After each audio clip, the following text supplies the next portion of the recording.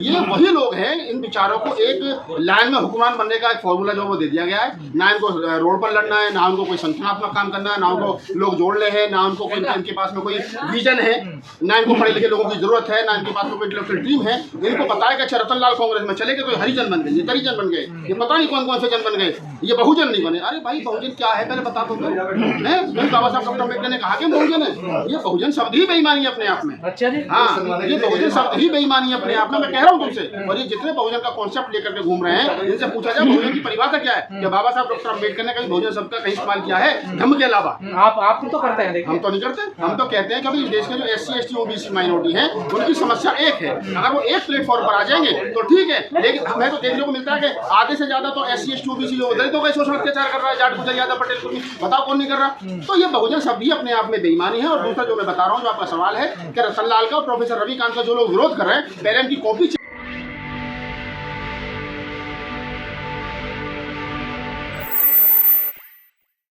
है कौन? रतन लाल का, प्रोफेसर रविकांत का, ये जो दो समाज के पढ़े लिखे बुद्धिजीवी लोग हैं जिनका काम पढ़ने लिखने और पढ़ाने का है, इन लोगों ने कांग्रेस ज्वाइन कर ली। तो सबसे पहले जो लोग विरोध कर रहे हैं वो ये बताएं कि वो कौन है, कितने पढ़े लिखे हैं, कौन सी यूनिवर्सिटी प्रोफेसर हैं, कितनी किताबें पढ़ी हैं, अम्बेडकरवादी होने की परिभाषा क्या है, उनको कौन सी यूनिवर्सिटी ने अम्बेडकरवादी होने का सर्टिफिकेट दिया है, कौन से संगठन ने उनको अम्बेडकरवादी होने का प्रमाण पत्र दिया है। ये अनपढ़ और कुपढ़ लोगों की जमात है। अनपढ़ तो वो है जिन्होंने पढ़ाई नहीं है, और कुपढ़ वो लोग हैं जिन्होंने उल्टा सीधा पढ़ रखा, सुन रखा है। तो अनपढ़ और कुपढ़ लोगों की जमात है जो पिछले 5-7 साल में 10 साल में तैयार हुई है।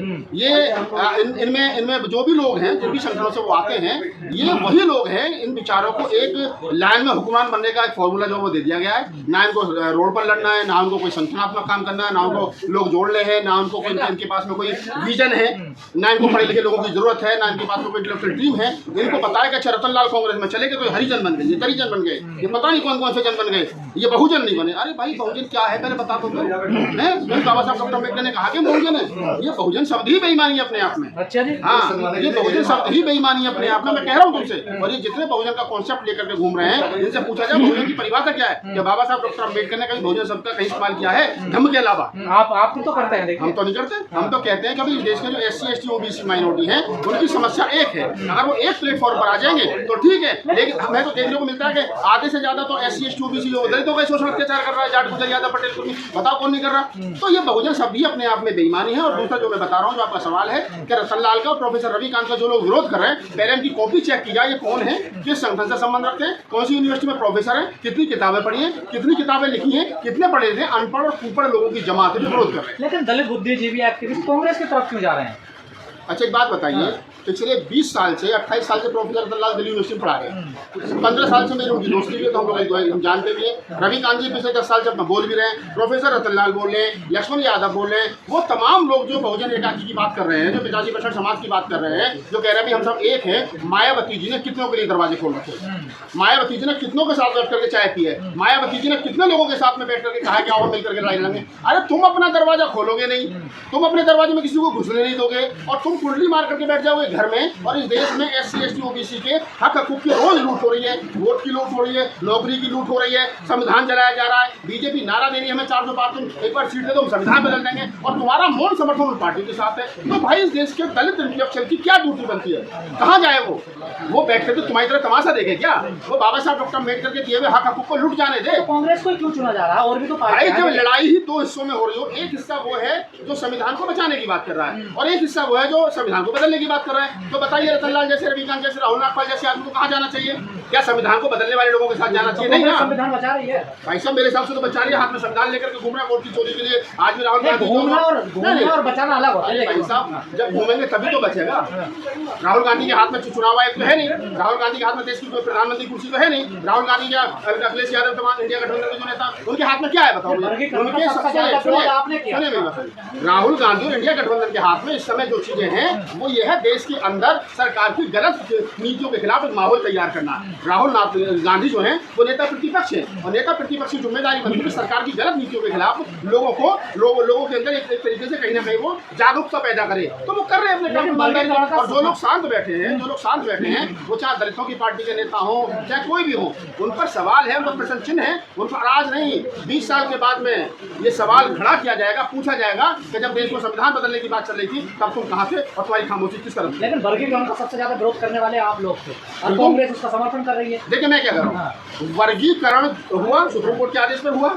सबसे पहले हरियाणा में बीजेपी सरकार ने लागू किया, उसके बाद में अब जो लोग चाहते थे कि वर्गीकरण के फायदे में वो बीजेपी सरकार में दिल्ली में लागू करवाना चाहते हैं। अगर कहीं पर कांग्रेस ने उसको लागू किया है, मेरी बात सुनिए ना, सुप्रीम कोर्ट का आदेश है, कुछ लोग लागू कर सकते हैं, कुछ लोग लागू नहीं कर सकते, ये सवाल अलग है। लेकिन मैं इस बात को कह रहा हूँ कि वर्तमान समय में, चलिए मैं मान भी ले रहा हूँ कि वर्गीकरण उन्होंने लागू कर दिया, हम लोग विरोध कर रहे थे, लेकिन वर्गीकरण लागू होने के बाद में मैं 3 साल के बाद में सवाल करूंगा ना कि जो लोग खुश हो रहे थे कि वर्गीकरण के बाद हमें कुछ मिल जाएगा, मैं पूछूंगा कितनी नौकरियां मिली, वो सेकेंडरी सवाल है। जिनको मिलेगा वो भी हमारे लोग हैं, जिनको ना मिलेगा वो भी हमारे लोग हैं। विचार क्लैश नहीं हो रहा है। अगर किन्हीं लोगों को ये लगता है दलित समाज में कुछ जातियां ऐसी जिनको नहीं मिला है, तो अच्छी बात है, मिल जाना चाहिए, मुझे कोई दिक्कत थोड़ी उससे। लेकिन जिनको मिलेगा वो भी मेरे लोग हैं, मुझे मेरे बाहर के लोग नहीं है। लेकिन सवाल वर्तमान में वर्गीकरण का नहीं है, वो सवाल 1.5 साल 2 साल पुराना हो गया। सवाल ये है कि प्रोफेसर रतन लाल और रविकांत को गालियां क्यों दी जा रही हैं, और गाली देने वाले लोग कौन हैं, और गाली जो लोग दे रहे हैं वो किसके इशारे पर दे रहे हैं, वो लोग चिन्हित होने चाहिए और उन लोगों की पहचान होनी चाहिए। और जैसा मैंने कहा, उन अनपढ़ और कुपढ़ लोगों से पूछा जाना चाहिए। दिल्ली में भी कुछ ज्यादा बुद्धिमान लोग घूम रहे हैं, मुझे बात करूंगा तो मैं पूछूंगा उन लोगों से कि आखिरकार भाई तुम लोग जो रतन लाल का विरोध कर रहे हो, मुझे अच्छा लगता जो बहुजन समाज पार्टी के बहुत बड़े मतलब हितैषी बन रहे हैं, वो कभी मायावती जी के लिए भी पोस्ट लिखते ट्वीट करते कि बहन जी हमारे समाज के इतने पढ़े लिखे लोग जो समाज के लिए रोड बढ़ रहे हैं, आप इनको पार्टी में शामिल करिए, प्रवक्ता बनाइए, जिम्मेदारी दीजिए, उपाध्यक्ष बनाइए, अध्यक्ष बनाइए, कोषाध्यक्ष बनाइए। अरे वहाँ तो स्पेस ही नहीं है, बहन जी अध्यक्ष हैं, भैया जी उपाध्यक्ष हैं, भाई भतीजे कोऑर्डिनेटर हैं, भाभी कोषाध्यक्ष हैं, तो वहाँ जगह ही नहीं है। देखिए बहुजन समाज पूरी जिम्मेदारी के साथ करो, बहुजन समाज पार्टी एक प्राइवेट लिमिटेड फर्म है जो परिवार की है। Bahujan Samaj party private limited firm है जो एक को फिर विवादित प्यार में मैं जो दे रहा हूँ, Bahujan Samaj party private limited firm है जिसे एक परिवार चलाता है और जिसके 100% शेयर बीजेपी ने खरीद रखने का ध्यान रखा। कांग्रेस में तो एक परिवार की पार्टी है, लेकिन मैं तो कह रहा हूँ परिवार की नहीं है, मैंने कहा सुनने की बात डालोगे करवाई। अध्यक्ष कौन है कांग्रेस के? मल्लिकार्जुन खड़गे साहब, उनकी राष्ट्रीय कार्यकारिणी का में क्या नाम तुम्हारी सैलजा है, चमार है, और जो तुम्हारे सुनो ना कौन नहीं मानता। अरे भाई साहब सुनो ना, राहुल गांधी नेता तो लगाए जाएंगे, उत्तर प्रदेश के अंदर मायावती नेता है, बसपा के नारे लगे, अखिलेश के नारे लगेंगे सभा में, मोदी के नारे लगेंगे ना भाई। बीजेपी कैसे बढ़िया, राष्ट्रपति भी बना रही है, उपराष्ट्रपति बनाने का मतलब भाई बनाने का मतलब नहीं होता है, सवाल बनाने का नहीं है। सवाल ये है कि राष्ट्रपति बनने के बाद में कोई आदमी यूं हाथ करता है उपराष्ट्रपति बनने के बाद में, और उसके बाद अपमानित होकर जाना पड़ा। बताओ क्या नहीं है, तुम्हारी कहा तुम्हारी क्या हुआ, सरकार नहीं बनी ना, तो ये चमारी पावर थी।